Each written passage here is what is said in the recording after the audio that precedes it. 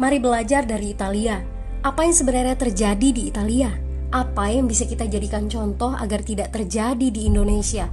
Kreatif konten ini berasal dari artikel warga Italia, dipersingkat dan dilengkapi data agar lebih mudah dipahami. Tahap 1. Kasus pertama diumumkan. Itu cuma flu. Apa pentingnya pakai masker? Orang-orang ini cuma lebay. Saya kan sehat, gak bakal ketularan. Gak usah panik lah.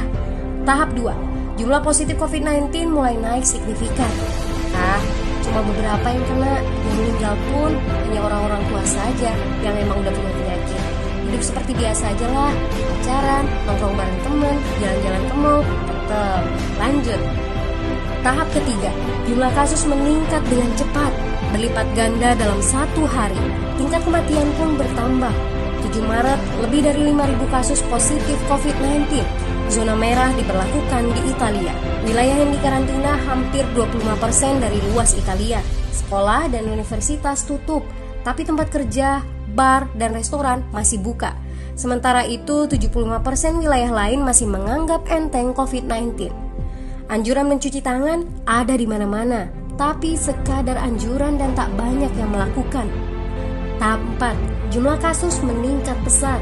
Sekolah dan universitas ditutup selama sebulan. Darurat nasional pun diberlakukan.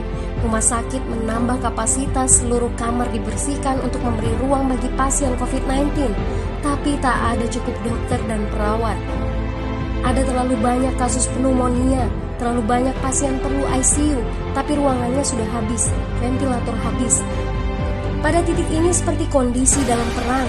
Dokter harus memilih siapa yang akan diobati berdasarkan peluang bertahan hidup. Itu berarti pasien lanjut usia dan punya penyakit bawaan seperti hipertensi, diabetes, stroke tidak masuk prioritas karena tidak ada lagi ruang. Sistem layanan kesehatan seketika runtuh. Tahap 5. 9 Maret mencapai lebih dari 9.000 kasus. Seluruh kota Italia lockdown. Orang-orang bisa pergi hanya untuk keperluan darurat dan dalam pengawasan ketat. Semua bisnis masih dibuka karena jika tidak, ekonomi akan runtuh. Itu kebijakan pemerintah. Mulai ada ketakutan, orang-orang mulai memakai masker dan sarung tangan. Tapi tetap saja, ada anak-anak yang merasa jagoan, masih ingin uji nyali. Pergi ke restoran rame-rame, hangout bareng, minum-minum dan lain sebagainya. Tahap 6.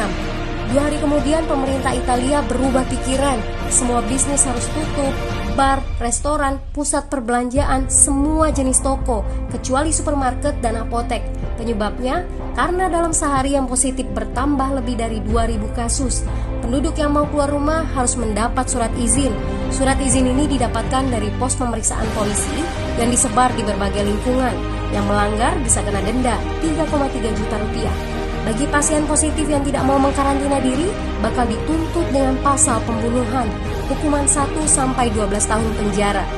21 Maret jumlah korban meninggal di Italia terus meningkat melampaui Cina. Sebagai gambaran, luas Italia itu kurang lebih 2 kali Pulau Jawa. Penduduknya lebih dari 60 juta jiwa. Lalu apa yang harus kita pelajari dari Italia? Yuk, mulai dari diri sendiri, mulai dari di rumah aja. Jaga kebersihan lalu isolasi diri dan keluarga. Tidak keluar rumah kecuali sangat penting. Ini saatnya memulai solidaritas. Yang mampu harus mulai membantu yang tidak mampu. Ini adalah bentuk usaha dan doa kita semua. Semoga badai corona ini segera berlalu. Mari memulai kekompakan dengan membagikan informasi ini. Di rumah aja, mari belajar dari Italia.